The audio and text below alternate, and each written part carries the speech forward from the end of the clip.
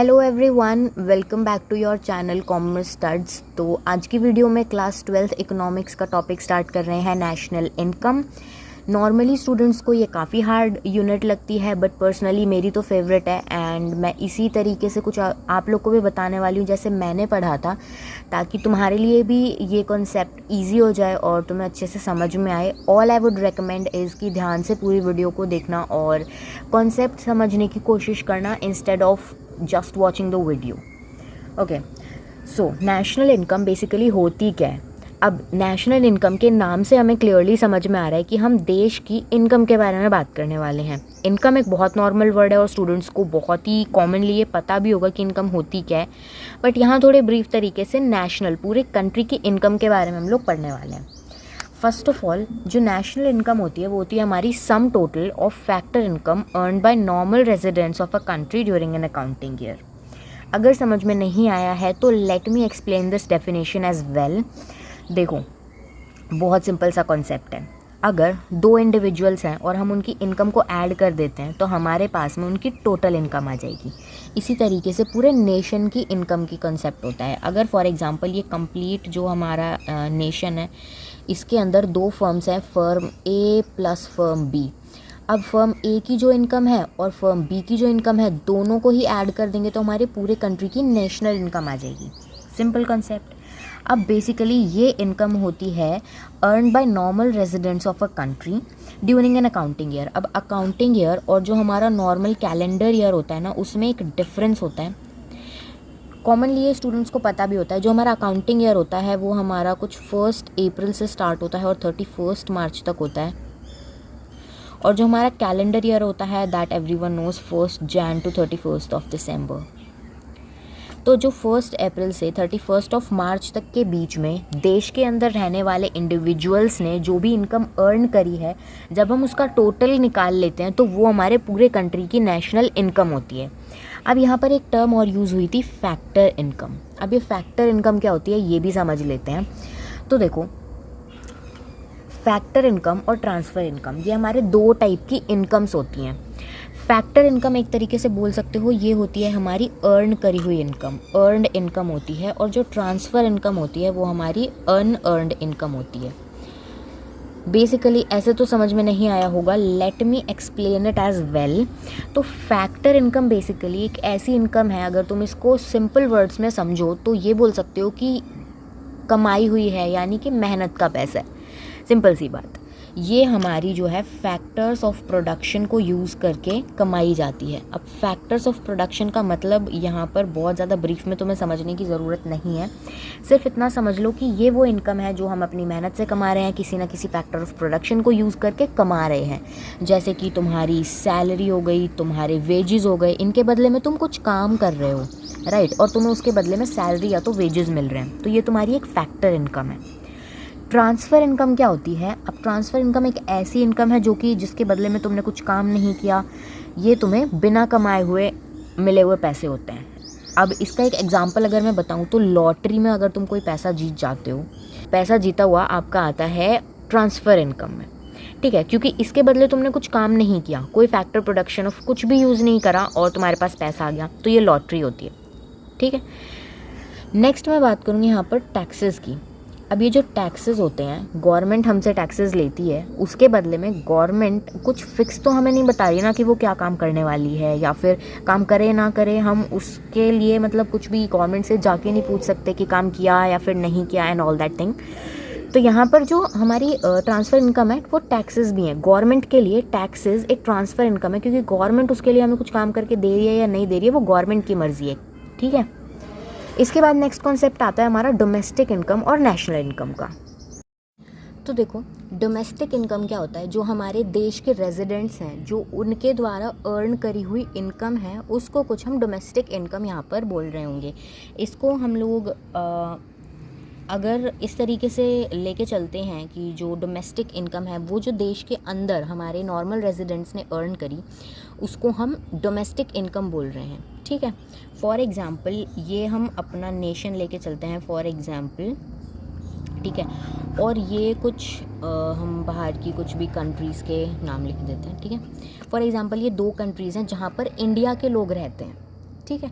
अब जो यहाँ पर रहने वाले इंडिया के लोग हैं वो एक्चुअली यहाँ पर जो भी इनकम हो रही होगी उसको अपनी कंट्री में तो भेज रहे होंगे, या तो ऐसा हो सकता है कि कुछ पेरेंट्स इंडिया में रहते हों, उनके बच्चे बाहर जॉब करते हैं, तो वो जो भी उनकी फैक्टर इनकम होती है वो इंडिया में तो भेजते ही हैं।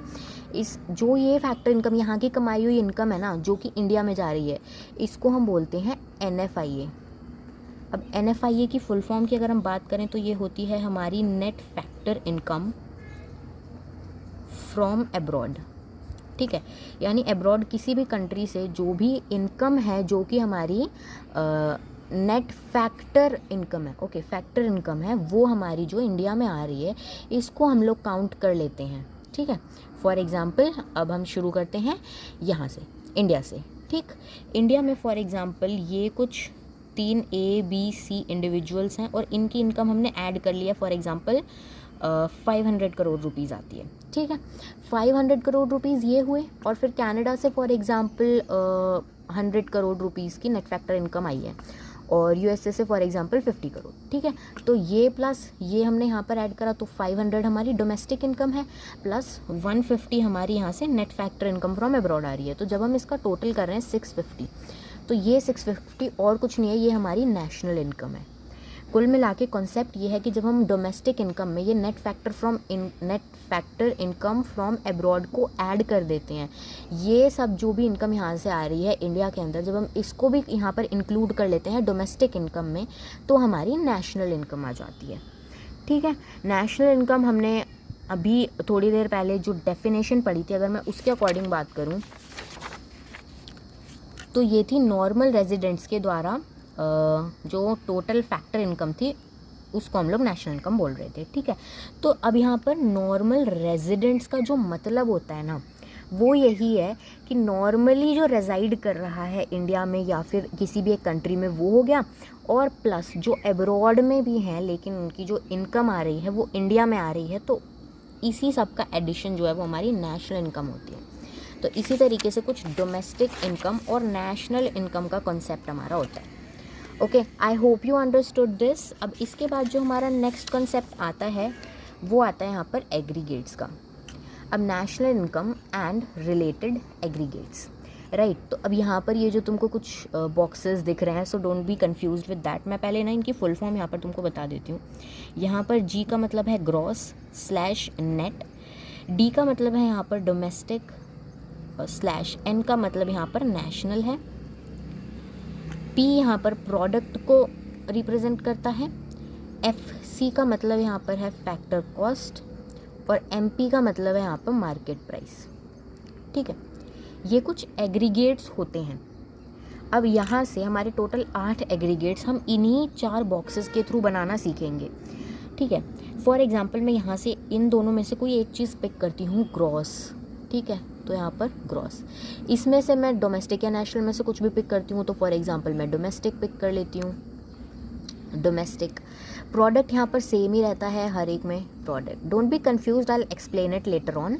यहाँ पर FC या MP में से फॉर एग्जांपल मैं MP यूज़ कर लेती हूँ, तो ये हमारा GDP एट MP, यहाँ पर हम एट वर्ड का यूज़ करते हैं जब भी हम इनको प्रोनाउंस कर रहे होते हैं। तो ये हो गया हमारा gross domestic product at market price, right. इसी तरीके से जब तुम इन सभी के कॉम्बिनेशंस को बना लोगे तो तुम्हारे पास टोटल 8 एग्रीगेट्स जो कि नेशनल इनकम के हैं वो तुम्हारे पास आ जाएंगे। ठीक है, let me do that for you real quick. तो कुछ इस तरीके से हमारे 8 एग्रीगेट्स बन जाते हैं। इनको हम शॉर्ट में ही प्रोनाउंस करते हैं ज़्यादा, तो जैसे कि ये आपका GDP MP हो गया, GNP MP हो गया, NDP FC हो गया, आपका NDP MP हो गया। इसी तरीके से आपके ये सारे नॉर्मली तो शॉर्ट फॉर्म्स में ही प्रोनाउंस करे जाते हैं। तो यही 8 एग्रीगेट्स होते हैं। अब बेसिकली एग्रीगेट्स की ज़रूरत क्या है, तो बेसिकली तो देखा जाए तो ओवरऑल जो हेल्थ है इकोनॉमी की, वो देखने के लिए हमारे ये जो एग्रीगेट्स हैं वो काम करते हैं। अब इसमें जो GDP कंसेप्ट है वो थोड़ा सा ब्रॉडर कंसेप्ट है और समझने के लिए बहुत इंपॉर्टेंट है। तो GDP के कंसेप्ट को हम लोग पार्ट 2 की वीडियो में देखेंगे of national income and related aggregates. तो you have to stay tuned for that. By the way, आगे अगर हम लोग देखें तो ये जितने भी फॉर्मूलाज बनते हैं सारे एग्रीगेट्स यही हैं, इन्हीं के बेसिस पे सारे फॉर्मूलाज बनते हैं। तो जो हमारे मेथड्स हैं ऑफ कैलकुलेटिंग नेशनल इनकम, जो कि आपका इनकम मेथड है, एक्सपेंडिचर मेथड है, वैल्यू एडेड मेथड है, उन सभी मेथड्स में जब हम लोग जाएंगे, उनको पढ़ेंगे ब्रॉडली, तब मैं इन सारे एग्रीगेट्स की आपको हेल्प से नेशनल इनकम निकालना सिखाऊंगी। तो तब तक के लिए आपको इसी की प्रैक्टिस करनी है। अगर समझ में नहीं आया है तो you can tell me anything in the comment section, और आपके कोई भी डाउट होंगे तो उस पर मैं स्पेसिफिकली एक वीडियो बना दूंगी। एंड या, I hope it helped you out. Thank you so much for watching. Keep studying. Bye bye.